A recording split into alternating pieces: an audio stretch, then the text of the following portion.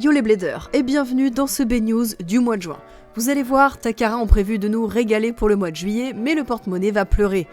3 produits sont annoncés pour sortir le 13 juillet 2024. Et le premier, c'est un peu le produit perdu, c'est le BX32 Wide Extreme Stadium au prix de 4400 yens. Quand je dis produit oublié, c'est qu'actuellement les toupies sont sortis jusqu'au BX34. Et on n'a eu en effet aucun BX32. Des fuites avaient préannoncé ce stadium, mais il faut croire qu'il y a eu des soucis au niveau de la sortie pour qu'on l'ait plus tard. En bref, c'est un stadium X plus large que le classique, prévu pour jouer pour 3 joueurs. Perso, j'en aurais pas l'utilité, donc je pense pas le prendre, mais avis aux amateurs de Battle Royale, ce stadium peut être fait pour vous. Le prochain produit annoncé, c'est le BX34 Cobalt Dragoon 260 Cyclone, l'évolution de Cobalt Drake et qui sera la première toupie Beyblade X à rotation gauche. Elle est livrée avec le ratchet 260 et le bit Cyclone qui n'est ni plus ni moins que le driver Spiral ou encore la pointe Left Flat, une pointe plate, étoilée, rapide et agressive. Cette toupie sera livrée en starter avec un lanceur à ficelle au prix de 2321 yens.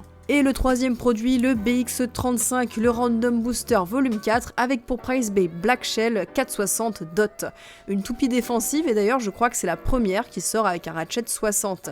Et elle possède un nouveau bit, Dot, très similaire à la Jog Ball de Rock Scorpio. C'est une pointe arrondie avec des picots pour ajouter de l'accroche avec la surface du stadium. On retrouvera un autre blade de Black Shell dans le Random Booster ainsi que d'autres toupies déjà sorties en Recolor. Perso, je sais pas si je vais prendre ce Random Booster, j'ai déjà la totalité des autres toupies et il me semble qu'elle a été annoncée pour sortir en pack duo chez Hasbro. Et niveau budget en ce moment, c'est assez serré. Justement, les Hasbro sont sortis depuis le 1er juin en France, dont plusieurs toupies exclusives qui ne sont pas sorties chez Takara et seront donc mes prochains achats prioritaires. À moins d'une toupie coup de cœur, je risque de passer pas mal des prochains gros random boosters pour les acheter moins cher plus tard lors de leur réédition en Hasbro. En parallèle de tout ça, Takara vient également d'annoncer 2 toupies édition limitée. La première, une Dranzer Black qui sera ajoutée à la loterie sur l'application japonaise, prévue pour le mois d'août.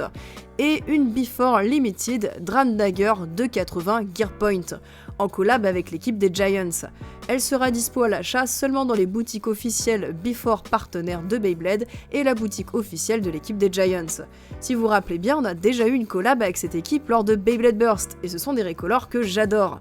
Cette Dram Dagger, elle est bien contrastée, je l'aime beaucoup, et pour l'occasion des stickers lui ont été ajoutés. Tant que ça reste sur des toupies édition limitée, ça me dérange pas. Elle sort au mois d'août, j'essaierai de la prendre dès que possible. En même temps que ces infos est sorti le numéro du CoroCoro Comics de juillet, et avec la Dransword de Blue Coat.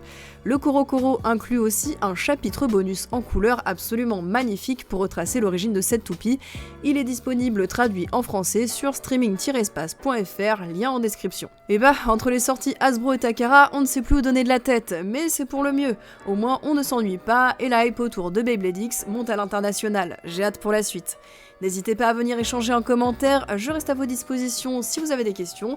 Abonnez-vous pour plus de contenu Beyblade, c'était Ryuk, à la prochaine.